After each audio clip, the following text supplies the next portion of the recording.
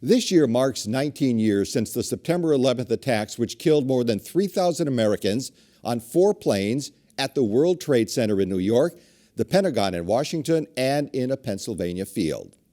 Many of us remember exactly where we were and what we were doing when we heard the news. And this morning in the city of Springfield, at the 9/11 Memorial on the Riverfront, a solemn ceremony was held to mark the anniversary. Carolee McGrath spoke with Judy Matt, the president of the Spirit of Springfield, Springfield Fire Commissioner B.J. Calvi, and Springfield Police Commissioner Cheryl Clapprood about why it is important to remember that day. Well, to begin with, I'd like to comment that unfortunately we were unable to invite attendees because of the COVID restrictions, but because we had 50 just with the people who were in the program. But it was very somber, as it always is. We had speakers including the commissioners and the mayor and the appropriate blessings and so forth. And then we had the program itself, which is the ringing of the bell, which the commissioner can talk about, and the rollout of the equipment as it left to go to serve into service. And I think we had a very, very good event today. I think everyone needs to do this, and Springfield will always do it. You know, as long as we are all around, we will be sure that we remember that day. And last year you dedicated the new monument. Tell us a little bit about the monument and all the names. 498 names are listed as well. Right. Wednesday, June 19th, we had a ceremony that I think was like unparalleled with what we've done in the city.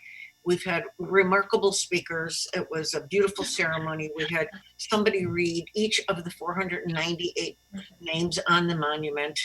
It has the I-beam and I-beam from the World Trade Center, and then it is surrounded with a concave brass piece that has all the names engraved. And it's a very moving piece, and I think everyone that goes down will get the feeling from it.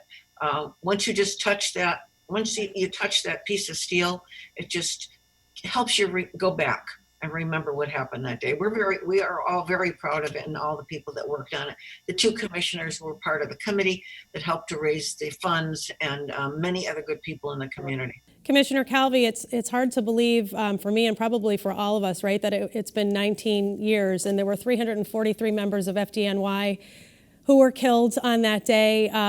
Can you just kind of walk us through where you were when you heard that this had happened? Sure. On that day, I was actually working my part-time job. I was working as a paramedic for the Holyoke Hospital that day. I'd gotten off the shift at the fire station in the morning. I'd gone up to Holyoke, and I was working on the paramedic truck that day. And we were listening to the morning news in the truck, and we heard that a plane had hit the World Trade Center. So we were in Chicopee Center at the time, so we swung into the Chicopee fire station, and we got inside just to see the second plane hit the second tower. And it was a quiet day that day, so we were watching it live action as the towers came down, and it was absolutely horrifying. And I remember, Commissioner Clapprood, the day in particular, the weather was perfect. It was a perfect fall day. I mean, there wasn't a cloud in the sky. I remember that was a day that, kids were going back to school. Tell us about where you were when this happened. Yeah, Carol, it was a beautiful day. And I had just worked the night before. I was on the midnight to 8 a.m. shift in uniform. So about 8:30, I usually try to take another nap. And for some reason, I woke up earlier and I called my parents. I was checking in on them. And I remember my mother saying, "Are you calling me this early because we're under attack?"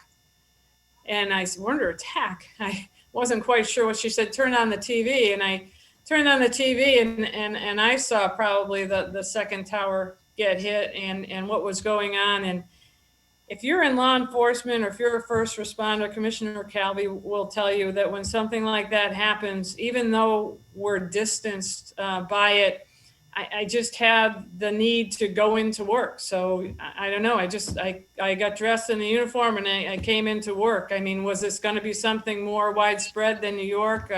Was it involving us at all? Can we help at all?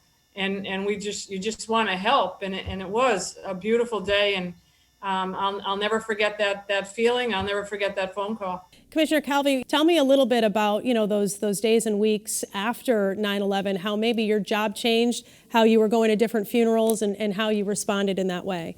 Well, everything changed after 9/11. The police departments and the fire departments were always considered first responders, but at that point we became the nation's first responders because of the scale that this disaster took. And first responders across the nation pulled together to make sure that the things were getting done, things were being covered. The job changed forever at that point. After 9/11, everybody was offering to go to New York City to help out, to do whatever we could.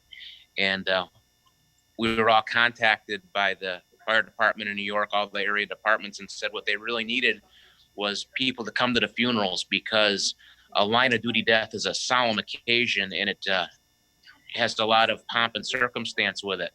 And with everybody in New York Police and New York Fire working on the pile, trying to look for remains of deceased firefighters and police officers, they had no one to go to the funeral. So a lot of us from up here were taking turns going down, taking the train to the city and attending funerals, so the deceased members could get the hero send-off that they deserved. Judy, when you think about what the firefighters and the police officers did that day, there's one picture that I don't know if you all remember, but will always stick in my head, of the firefighter going up the stairs in the tower, and it was shown on all the different newscasts. And it turned out that he made it out that day, but it kind of spoke to the fact that, they're running in as everybody else is running out. And I know that you said you're going to do as many sort of ceremonies as possible that you're able to do. Why is it so important to never forget?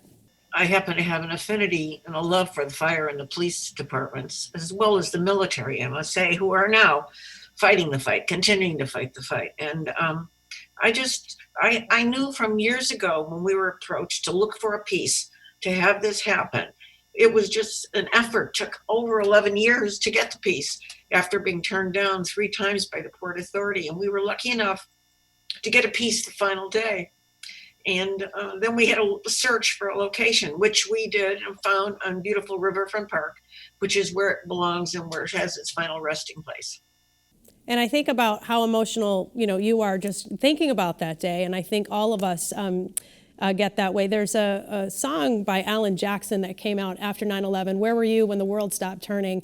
So Cheryl, I'm going to give you sort of like the last word on this, but I feel like every one of us, who remembers exactly that moment and where we were. And now you think of, all these children who don't know this is now part of history that they're learning in books. What's your message to people as we mark this very, very solemn part of history in our country? I think my message would be, Carolee, that this can happen again.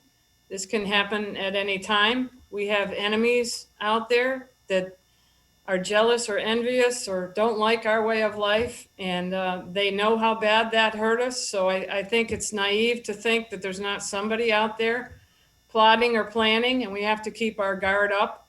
And I think that because it was 19 years ago, and you now have people who are, say, from 25 years of age on down that have no idea, we slide back into our comfort zone and we take things for granted. And to those young people who don't remember this, who weren't around when this happened, my advice to you is go online and take a look at the pictures of the people who gave their lives that day. Not just the first responder, but all 3,000, young and old, of every color, creed, and religion. It didn't discriminate. It hurt us bad. There was severe destruction and loss of life. So if you're taking life for granted right now, or you think the only thing wrong in your world is that you have to wear a mask to go out, do me a favor and look at the pictures of those who gave everything they had that day for our freedom and in defense of this country.